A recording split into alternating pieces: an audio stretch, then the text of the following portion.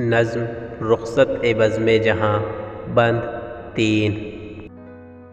رخصت بزم جہاں پہلا بند۔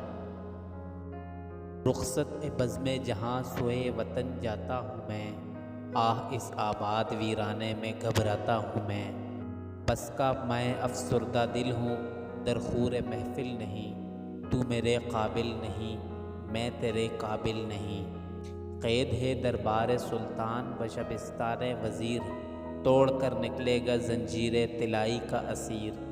کو بڑی لذت تیری ہنگامہ آرائی میں ہے، اجنبیت سی مگر تیری شناسائی میں ہے۔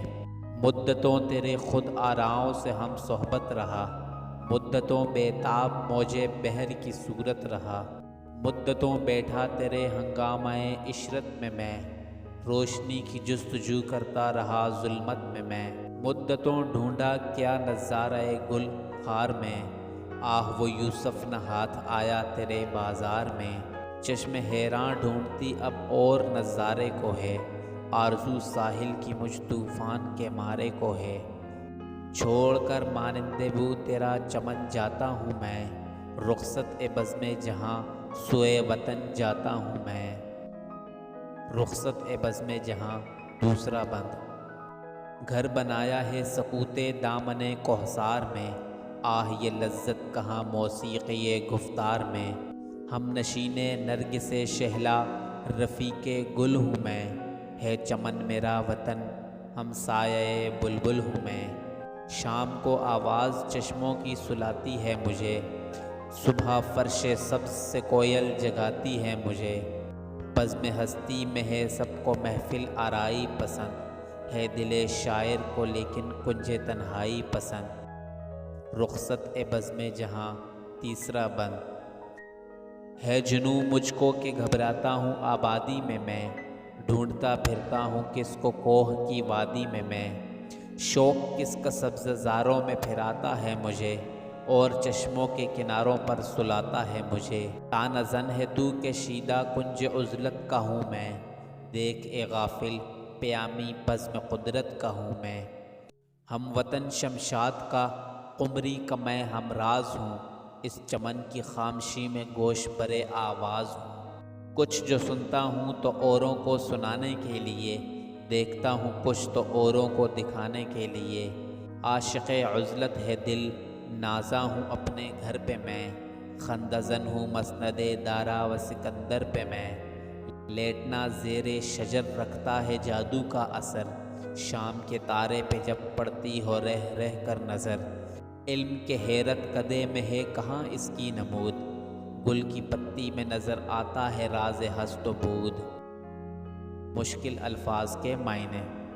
بزم جہاں یعنی دنیا کی محفل، سوئے وطن یعنی وطن کی طرف، بس کا یعنی بہت زیادہ، درخور محفل یعنی بزم یا دوسروں کے ساتھ مل بیٹھنے کے لائق، دربار سلطان یعنی حکمرانوں کے دربار یا محل، ویرانہ یہ دنیا جو دیکھنے میں آباد ہے لیکن شاعر کا ہم خیال کوئی نہیں، شبستان یعنی رات گزارنے کی جگہ یا محل، زنجیر طلائی یعنی سونے کی زنجیر یا سرکاری یا درباری پابندی، ہنگامہ آرائی یعنی دنیا کی رونق یا چہل پہل، اجنبیت یعنی ناواقف، شناسائی یعنی واقفیت یا اپنائیت، خود آرا یعنی خود کو بڑا ظاہر کرنے والا، ہم صحبت یعنی پاس اٹھنے بیٹھنے والا، موج بحر یعنی سمندر کی لہریں، صورت یعنی مانند، ہنگامہ عشرت یعنی عیش و عشرت کی محفلیں،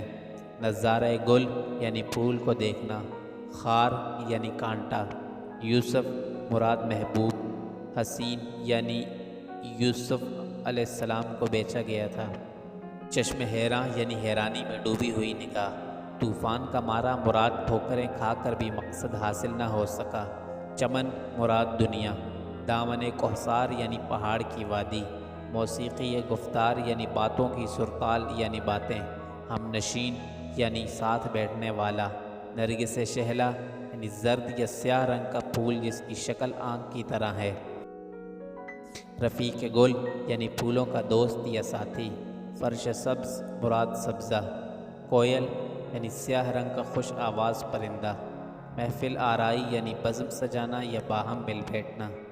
کنج تنہائی یعنی ایسی الگ جگہ جہاں کوئی اور نہ ہو۔ سبزہ زار یعنی جہاں سبزہ بہت ہو۔ تانہ زن یعنی تانے مارنے والا۔ شیدہ یعنی محبت کرنے والا۔ کنج یعنی کونا۔ عزلت یعنی تنہائی۔ پیامی یعنی پیغام لے جانے والا۔ بزم قدرت یعنی کائنات میں قدرت کے مظاہر۔ ہم وطن یعنی ایک ہی ملک کے باشندے۔ شمشاد یعنی سرو کی طرح لمبا درخت۔ قمری یعنی فاختہ۔ ہمراز یعنی ایک دوسرے کے بھید جاننے والے۔ گوش بر آواز یعنی کان لگا کر بات سننے پر تیار۔ نازاں یعنی فخر کرنے والا۔ خندہ زن ہنسی یا مذاق اڑانے والا۔ مسند مراد تخت۔ دارا یعنی ایران کا قدیم بادشاہ۔ سکندر یعنی سکندر اعظم یا کوئی بھی عظیم بادشاہ۔ زیر شجر یعنی درخت کے نیچے۔ علم کا حیرت کدہ مراد فلسفی کائنات پر حیران تو ہوتا ہے لیکن اس کے بھید اور حقیقت کو نہیں پا سکتا۔ راز ہست و بود موجودات کی حقیقت۔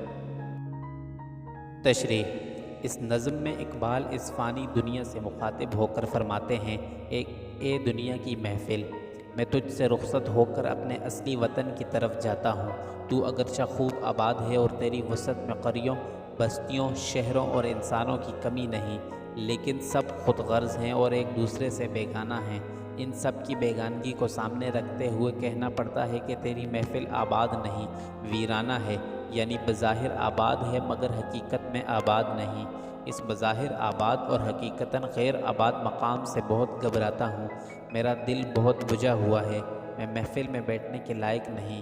اے دنیا کی محفل، نہ تو میرے قابل ہے اور نہ میں تیرے قابل ہوں۔ یہاں بادشاہوں کے دربار لگتے ہیں، وزیروں کی عشرت گاہیں ہیں، ان میں جانے کے آداب ہیں۔ جب تک انسان ان آداب کی پابندی نہ کرے اسے درباروں اور عشرت گاہوں میں بار نہیں مل سکتا۔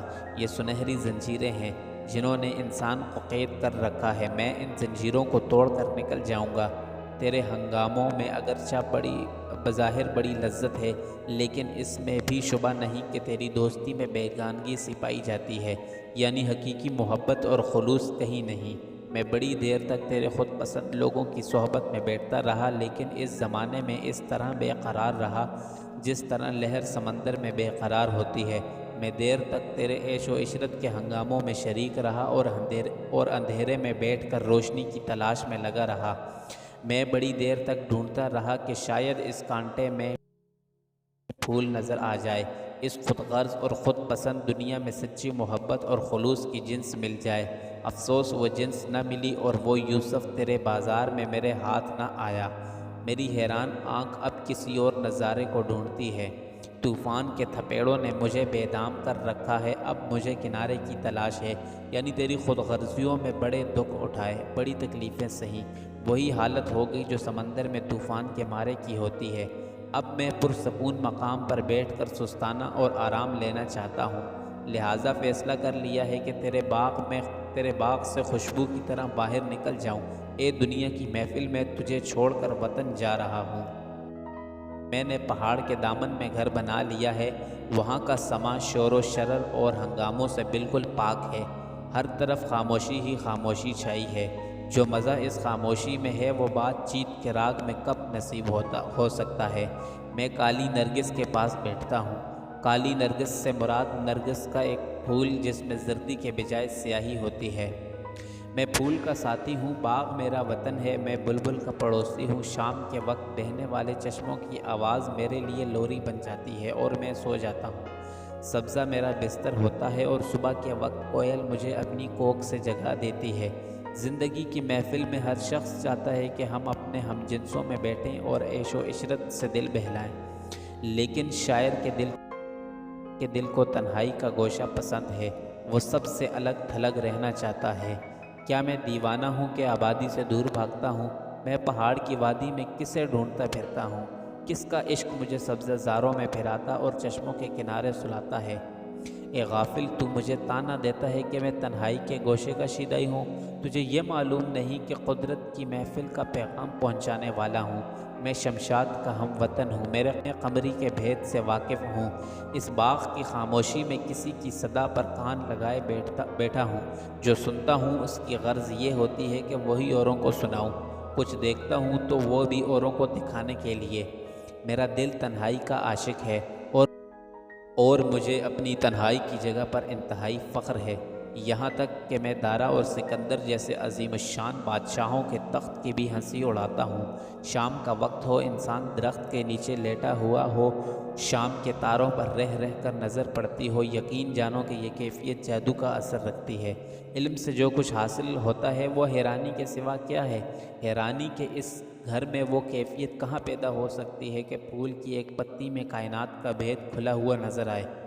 مطلب یہ کہ جس آنکھ میں حقیقت کو دیکھنے والی نظر ہو اور اس پر علم کی حیرانی کا کوئی اثر نہ ہو، وہ پھول کی ایک پتی میں کائنات کا راز دیکھ سکتی ہے۔